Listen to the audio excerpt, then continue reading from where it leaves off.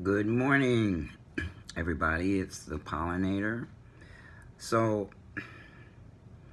I've been thinking, I got very sick about 3 weeks ago and from the flu, and I haven't had the flu since I was like 21 years old, and it beat the crap out of me. I mean, I'm still a little sick. I still have a bit of a cough, so you'll have to bear with me. I was thinking about this video and what it would contain, and it's not going to be about my transition. It's just going to be about my life, and and thinking about how I have evolved and why, and what I was like as a child. I think I've said this in other videos that I was very shy and quiet as a child. I didn't say much of anything at any given point in time, but I had this insatiable curiosity about life, and many things in it. I mean, I drove my mother crazy because I was always asking questions. I guess if I talked to anybody, it would have been to her, about a lot of the questions I had about life, and about the church, and about school, and about how she was a strong black woman who was very grounded in her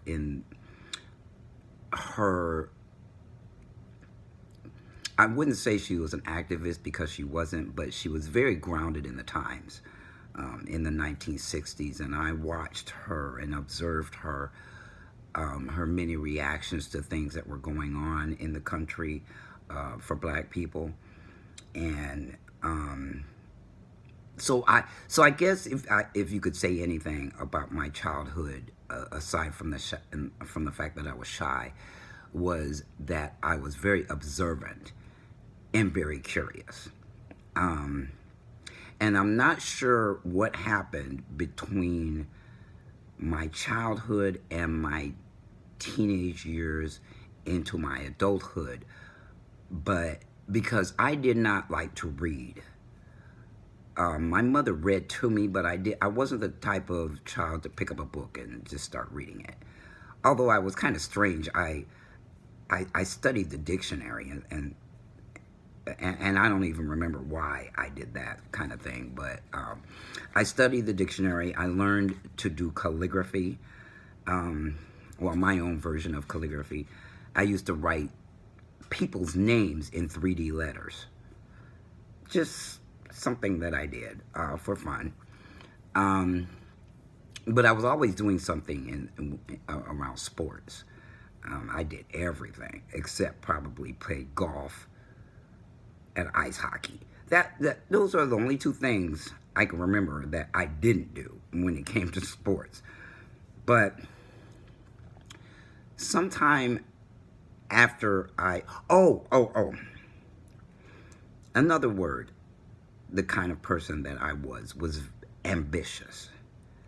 See, I didn't have to have a lot of head smarts, book smarts, and I can tell you right now, I'm the kind of guy that I don't know a lot about one thing.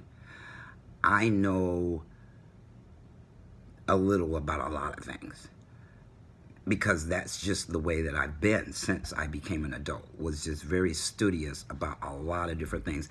And I had an open mind, very open. I don't know if it's the fact that I'm a Virgo or it was just in my personality, but I'd always been attracted to the eccentric and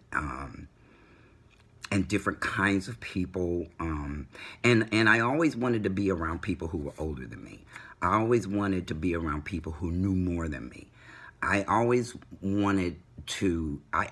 was striving for some achievement in my life without even really realizing it.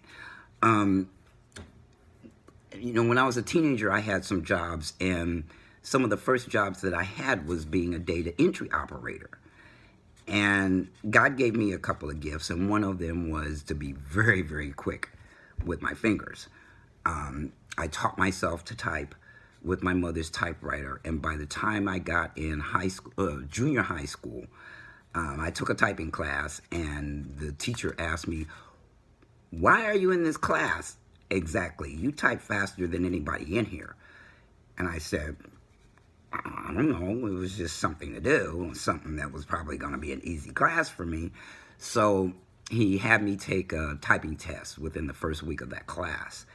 And I was 14 years old, and I was already typing like 65 words a minute accurately. And so he told me I didn't have to come back. You passed the class. You don't got to come back. You already know how to type.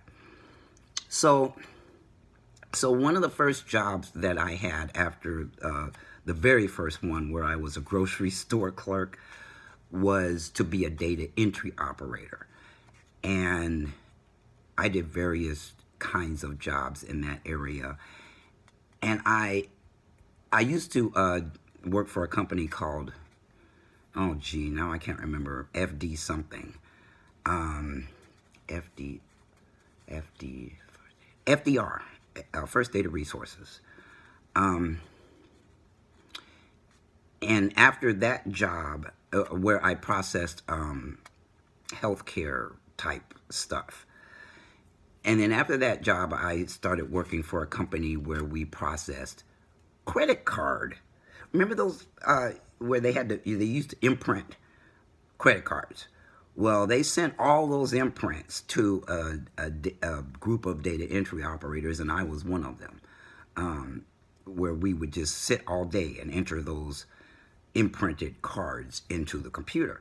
And I used to sit there, and I used to just sit there and daydream, because there was this huge room, I mean huge, that had this big computer in it, which I supposed at the time I didn't know, but that everything that we were doing was going onto that monster in that room.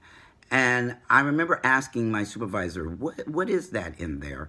And she told me it was a computer, and I went, And so as I was sitting there entering in all of these cards, I would just sit there and daydream and think, I want to be able to operate something like that one day.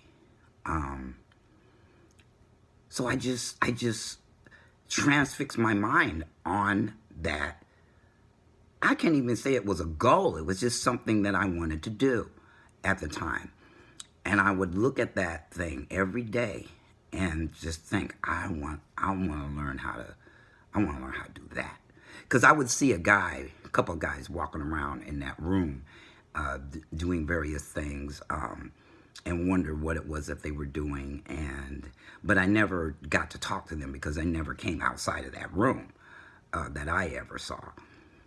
So when I got the opportunity, and life sent me down a very dark path. Well, no, not life. I did. I sent me down a very dark path, because I got involved in drugs. I was drinking. I was doing everything I wasn't supposed to be doing as a teenager. And life got to the point where I hit bottom. I mean, I hit a bottom that was so intense that I called this lady that was in her 30s. And at that time, I thought she was really old.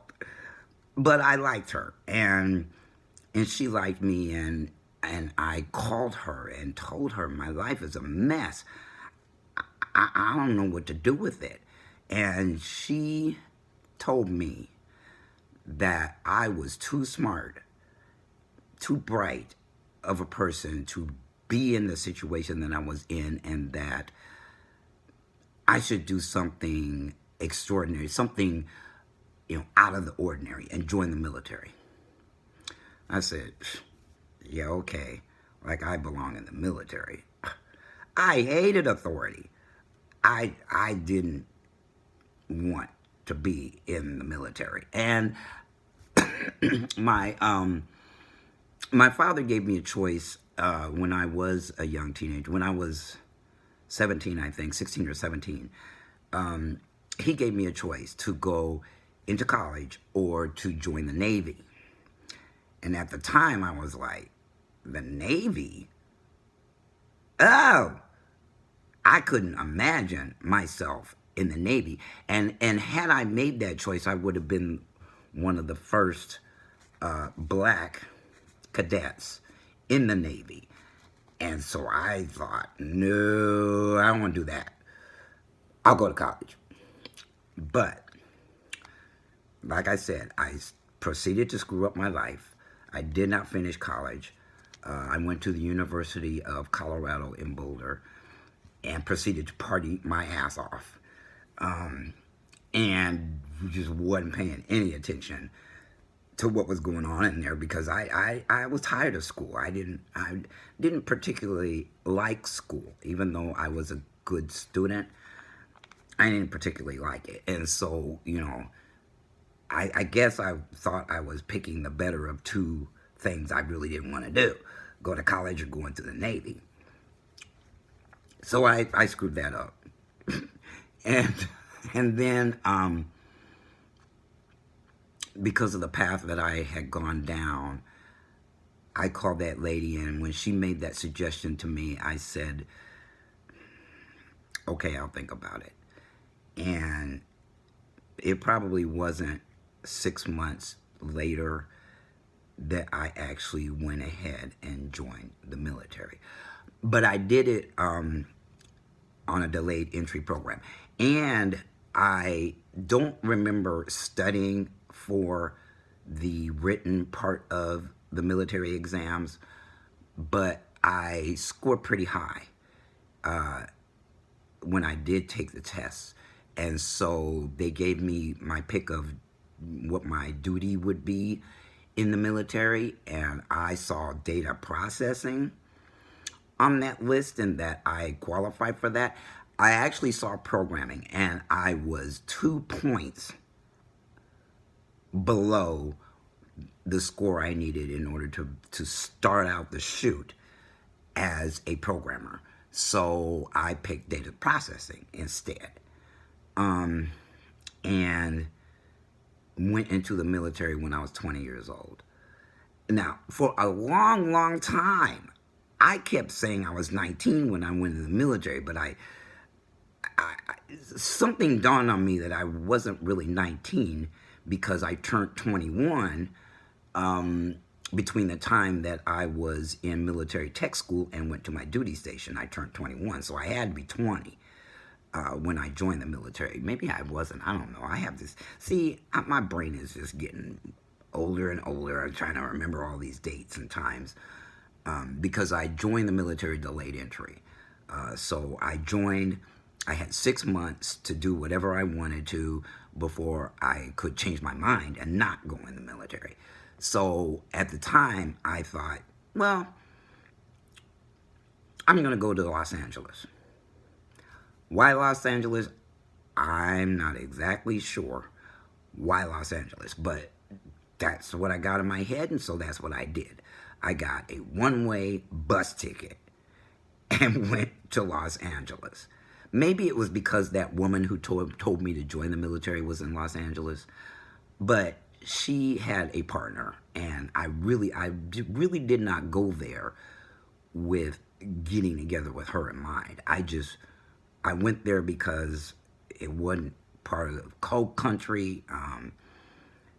It was new. I'd heard a lot of things about California all of my life and had never been there. So I just took the Greyhound bus.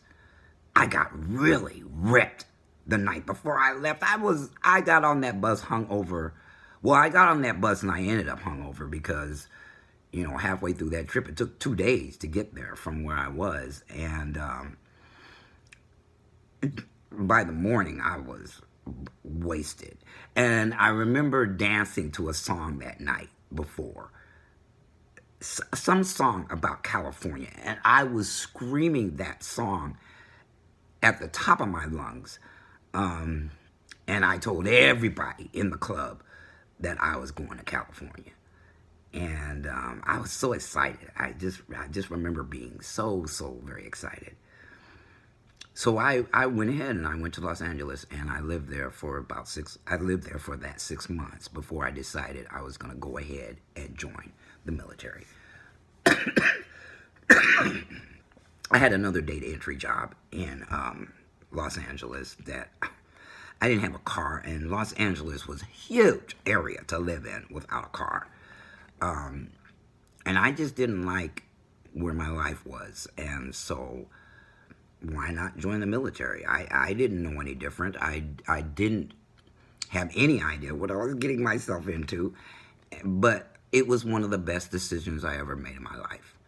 It really was. Even though I didn't consider myself military material necessarily, it did a lot for instilling discipline in me, instilling just showing up, you know. Before I got in the military, I used to, I went to work when I felt like going to work. And I didn't go to work when I didn't feel like going to work. I mean, I had no sense of, well, I had no discipline, really. So it gave me that. And then it gave me this awesome training in computers. And with that, I turned over a new leaf of being ambitious and just always wanting to strive, to be better, to do better things, to learn new things. And so, I mean, even when it came down to the company that I ended up working for for 12 years, almost 12, shy of 12 years, I researched that company. I learned from other people how to be in interviews, how to enroll potential companies into who I am. I mean, I didn't just show up to the interview and hope I did well. I showed up prepared. I showed up. I would learn about the company itself. I would read their financial statements. I would walk in the door with some sense of what that company was about and where they were headed. And so I spoke to that in the interviews. And I turned out to be quite an interviewer because of those kind of methods. And something that somebody else also taught me, that after every interview to ask them what would prevent them from hiring me right then, that day. That didn't always work, but I always did it. And after I went home, to write a letter to that company telling them how much to thank them for the time they took to interview with me, to talk about, to like summarize what we talked about in the interview, and put that all in a letter and send it to them. Days, not even a day or two after the interview. That landed me my first job out of the military. I did exit the military. I did not make a career of it, but I got my training and hit the road. I mean, they landed me in Silicon Valley. They sent me to Silicon Valley. And so I was in a very prime place in the country to start my computer career. And I proceeded to do that. And then I learned all these methods of interviewing. And I don't even know where I learned them from. But like I said, I had always been very curious and very good at picking people's brains. Very driven, very ambitious. And so when I got out of the military, I began my career in the computer industry, and I kept setting my sights a little higher than I knew I could actually reach. I don't know where I learned that from either. I always went for jobs that I wasn't really qualified for. But I would say things in those interviews that to convince them that No, I did not know exactly what they were talking about or exactly what that job entailed, but whatever it was, I committed myself to learning it and as quickly as possible. And that landed me more jobs than anything I could have ever said throughout my career in computers. I mean, always did that. So while I was climbing the corporate ladder, I got clean and sober. And that set me on another path where I took everything that I heard in those meetings literally. I didn't pussyfoot around and try to figure out how not to do something. I always figured out what my next step would be, what the next thing that I was going to take on after I got clean and sober. I mean, that came from how I did the 12 steps, the sponsors that I chose. I always chose people who were tough. I chose people who seemed to be very knowledgeable about the program. I chose people that were kick-ass and weren't going to co-sign my bullshit. Okay, I always picked sponsors like that. And they did not. They did not let up, and whatever they told me to do, I did. So I learned the 12 steps. I took the 12 steps and 12 traditions on like they told me to, which was if you put as much effort into this program as you put into tracking down drugs and drinking alcohol, then you're going to have a spiritual awakening like you're not going to believe. And I didn't even know what that was. All I knew was from the first time I ever set my foot in an Alcoholics Anonymous meeting and looked around at all the smiling faces, there was just something very genuine about that program. And what was emanating out of that, I wanted. More than anything in the world, I wanted what those people had, which was also a line out of the big book of Alcoholics Anonymous. You know, if you want what we have and you're willing to go to any length to get it, then you are ready to take certain steps. I was ready. Whatever it was going to take for me to feel like those people looked, I wanted it. And I went after it like that. So I took on the program with vigor. And then I began to do other things. I studied Emmett Fox, who is a writer who breaks down the Bible in ways that I could grab a hold of, that didn't make me feel like I was jumping off into religion, because I did not like religion. I do not like organized religion. And so I grabbed a hold of that and happened to meet, one of my sponsors used to study with the man himself. And God would just put these people in my life because I was ready to meet people like that. One of the sayings that I heard in a meeting was, you know, when the student is ready, the teachers will appear. And so teacher after teacher after teacher, sponsor after sponsor, coach after coach. I mean, I did so many things to throw myself into, I guess you could call it self-help or self-discovery or self-awareness. I threw myself into anything that had to do with that, including Emmett Fox. I also got some copies of the Bible, different versions of the Bible, from King James to modern Bibles, and I began to study those. I also went to a church that studied a book called A Course in Miracles, which was that book was almost too deep for me. I mean, there were things about it that literally spooked me, but with everything that I did, I grew. I just kept growing and growing and growing. And I still do stuff like that to this day. I took a course called Integrative Therapy Process, which I talk about in another video. I learned how to meditate. I learned creative visualization, where I met my spirit guide.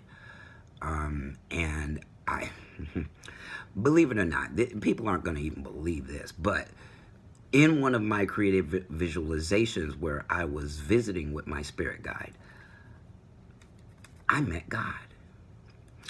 And I knew it was God because it was a giant figure, and it wasn't a man or a woman. In fact, the face was like the color of the rainbow. It was multicolored and there were no features.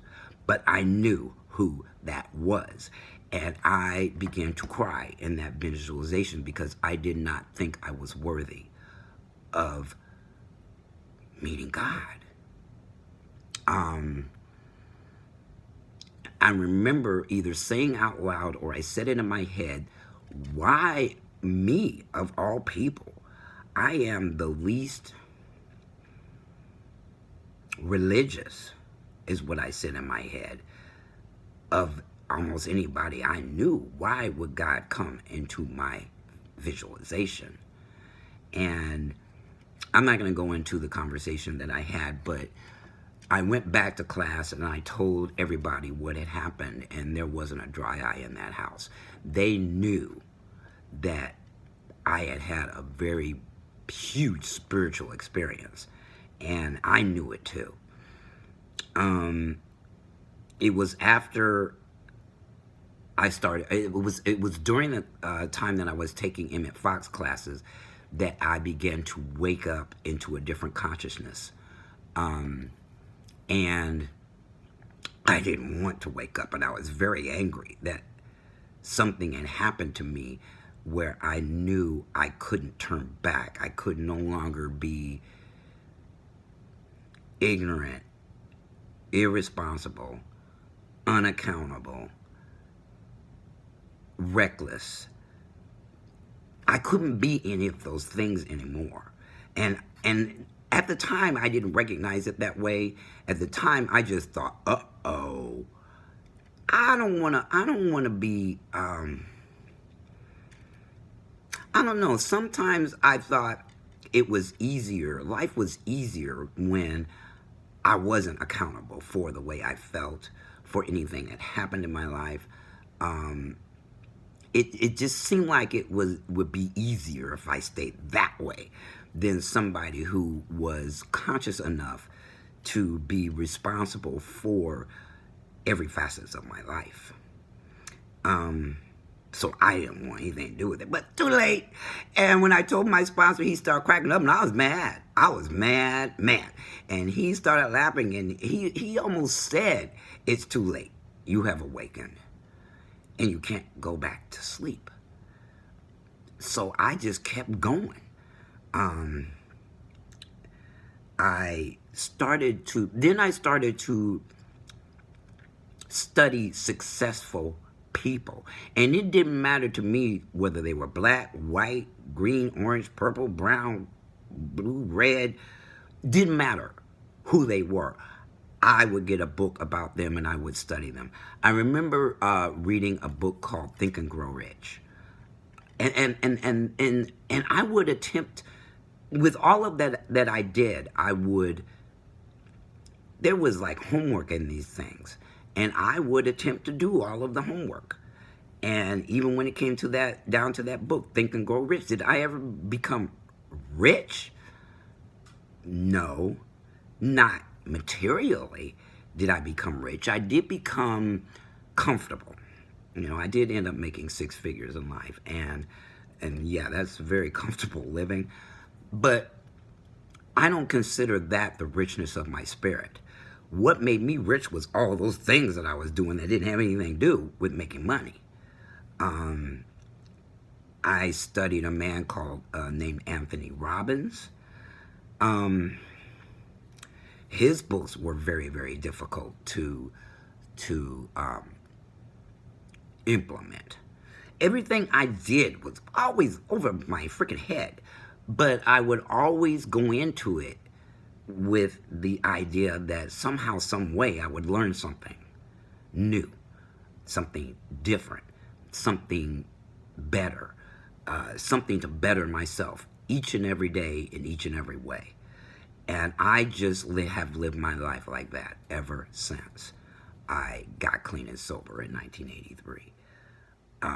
I even jumped off into multi-level marketing companies, and I didn't learn a daggone thing about selling nothing. Not one thing. But the material and the things that they taught me in those companies was priceless. I mean, just priceless. You know, how to get out of your own way, how to conquer a lot of fear, how to everything I've done has led to that end of conquering something I didn't know that I needed to know. Then I got, I also participated in other 12-step programs, and I read a book that I think was called Codependent No More. I'm not sure, but I remember that book was very heavy too. It was almost too heavy for me as well. But I read it and I attempted to implement some of the things that were in it. But oh man, was that book hard to read? Because everything and everything that I did exposed me to me. The good, the bad, the ugly. I own all aspects of my personality. And let me tell you where that led me, which was to Landmark Education Corporation, where I became a public speaker. But before I became a public speaker, I immersed myself in many of their seminars. And what I learned from them put the icing on my cake, which I think the biggest thing that I learned in Landmark Education Corporation was the being of human beings. The fact that we as human beings like to latch on to untruths about ourselves, untruths about life, untruths about other people, about circumstances, about situations, about things like that. There was always a little piece of me that throughout, whether the experience was good or bad, I always had a little piece of me that said, things are rarely as they seem. Maybe what's happening isn't really what's happening. Maybe there's something about this situation that I don't know. So stick it out.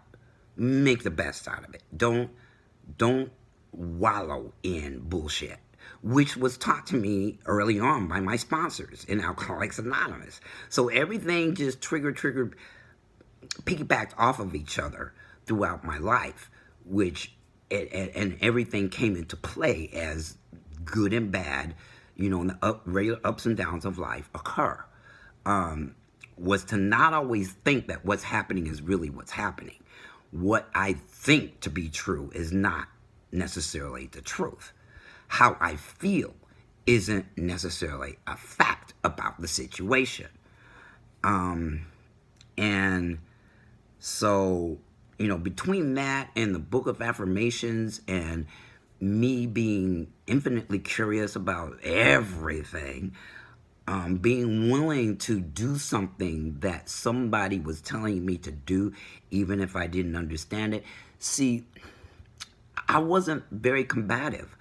I wasn't, even though I was very, very angry before I got clean and sober, I didn't go into that program combative about anything.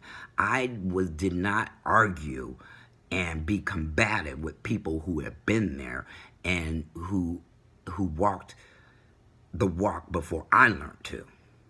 They told me, fake it until you make it. So I would just do what they told me to do, even though I didn't understand what they were telling me to do or why they were telling me to do it. I just did things. They said, go that way, I went that way. They said, go this way, I went that way. They said, go do this, I went and did that. They said, go do this, I went and did that. I mean, that's the way I have been most of my life. I mean, even down to the point where yesterday I heard a man named John Henrik Clark for the first time. And this man was a pioneer of Pan-African and Africa studies. And he was born in 1915. He died in 1998. And I have never heard a black man talk the way that that man did. You know, and as I look around the country right now, and there's these so-called Pan-Africans that are running around, none of them sounded like that man, who didn't have a bad thing to say about anybody black. There was no division in what he was saying. There was no judgment in what he was saying. There was no attempt to sway a crapload of people to believe the black community is only made up of this many people or these kinds of people, that regardless of where you are in the world, if you have melanin, you are black. This guy blew me away. So see, that just happened yesterday or the day before. So I have never lost that lust for learning. I've never lost my level of curiosity, if almost innocence. Innocent enough and open-minded enough to look at things and listen to people in a way that I get golden nuggets out of what they're saying. See, there's a lady right now on Facebook that I listen to that I don't believe in the same things that she believes in, but just like I saw in 1983 when I saw all those smiling faces and I saw the genuineness of their, maybe you can call it, I saw their aura. But there's something so genuine about this lady that when she breaks down the Bible, it doesn't even matter to me that she's breaking down the Bible. What matters to me is how she's breaking it down. That I see the genuineness of what she's saying enough where every time I listen to her, I get something out of what she's saying because it touches some part of how I've lived my life. So it doesn't matter. Just like when I was newly sober, somebody told me, you can learn from newcomers. You can learn with people who aren't even clean and sober, but they're still hanging around this program. You can learn something out of somebody who has 30 days of sobriety as much as you can somebody who's got 30 years of sobriety. That's what they said. That's how I took it. That's how I listened to people. It also gave me a big bullshit sniffer. I can tell when people are talking out their neck and out their ass like the best, like nobody you believe. I can smell bullshit a mile away. I can tell when somebody is just talking out this side of their neck or out that side of their neck, or if they're being real and they really know what they're talking about. That's why I continue to follow that lady on Facebook, because I can tell, I can see her heart. It's not what she's talking about. It's the way she's talking about it. That just makes all the sense in the world. I don't care if this is Bible that she's talking about, you know, who Jesus Christ is for her. So break away from that to give you a lesson. Smack in the middle of everything she's talking about. That's how I listen to her. They also told me a long time ago that many times people listen or see things through rose-colored glasses. They see things with glasses on that are skewing their vision of the truth of being. I also believe something in the Bible where it says, know thyself, for the truth shall set you free. And this means owning every aspect of yourself, the good, the bad, and the ugly. It makes no sense whatsoever to have this false image that you're portraying to the world, that you're trying to portray, convince yourself of, but yet what you're portraying and what you're saying about yourself is night and day to who you are. God, that almost sounds complicated. I don't know any other way to explain it except that there's a whole lot of phony assholes running around out there who are pretending to be one way when they're another. And it's not doing them any good, and it's not doing people around them any good either. And I vow to the day I die not to be one of those kind of people, which attracts a lot of people to me because they know I'm real. I'm not going to sugarcoat nothing. I'm not going to blow sunshine up your ass. I'm not going to tell you what you want to hear. I'm going to tell you what you need to hear. And a lot of times what I tell you ain't even coming from my head. It's coming from God. God blunks it in my head and it comes out of my mouth. And people who have an aversion to that, they have an aversion to the Creator, not me. Even if they argue and fight with me, it's like, you know what? It's your life. There's all sorts of ways to be in life. You want to be in love with misery? Love it. Love it to pieces. If you want to be in love with happiness, love that. Love that to pieces. If you want to be in love with an image, a false image of yourself and a false pride that you might have inside, love it. Love it to death. Until you're sick and tired of that shit that you're pulling on yourself. They ain't getting you nowhere. I know one thing, I'm going somewhere. Even though I'm an elder now, I know that my ambition will never die. I know that my curiosity and passions for life will never die because that's just who I am. And I love that part of myself. And if I can pass that on and pay it forward to anybody who wants it, it's freely given. They don't want it, keep it moving. You can have your pain, you can have your misery, you can have all that shit if you want to. Life is a choice. What you do in your life is a choice. Cards aren't handed to you that you have to play. You can play a different game. So with that, I'm going to bid you all adieu, farewell, good night, and I hope you have a very blessed week. Pollinator out.